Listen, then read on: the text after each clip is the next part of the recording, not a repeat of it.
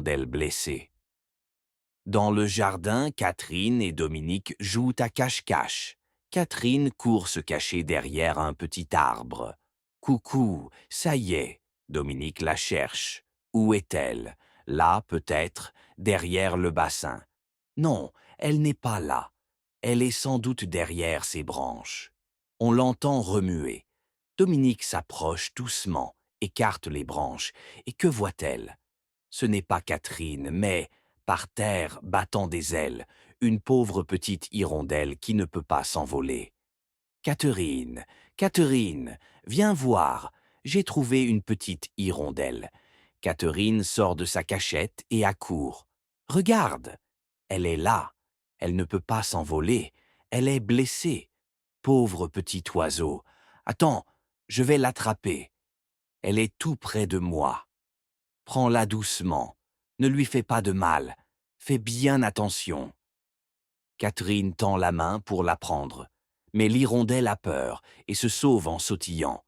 Elle ne peut pas aller loin. Catherine réussit à l'attraper. Catherine la tient maintenant dans ses mains.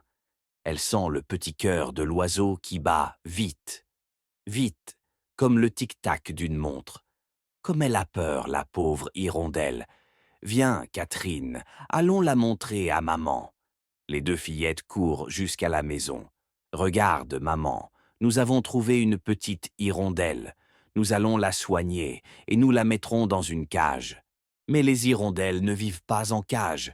Regardez les autres hirondelles qui se rassemblent sur les fils. Elles se préparent à partir. Si votre petite malade ne part pas avec elle, elle mourra ici de froid et d'ennui. Mais elle ne peut pas s'envoler. Elle a dû se tordre une aile en tombant de son nid. Si nous la laissons par terre, les chats vont la manger. À ce moment, l'hirondelle s'échappe des mains de Catherine et tombe sur le tapis. Mickey, sur sa chaise, a aperçu l'oiseau. Il bondit. L'hirondelle se sauve en boitillant sous l'armoire. Mickey avance sa terrible patte. Maman s'est précipitée.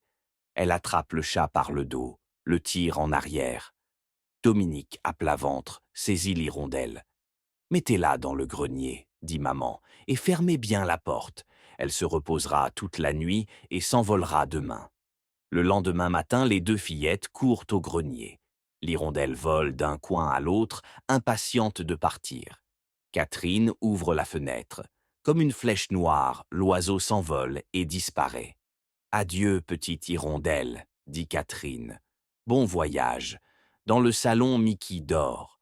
Il rêve d'hirondelle.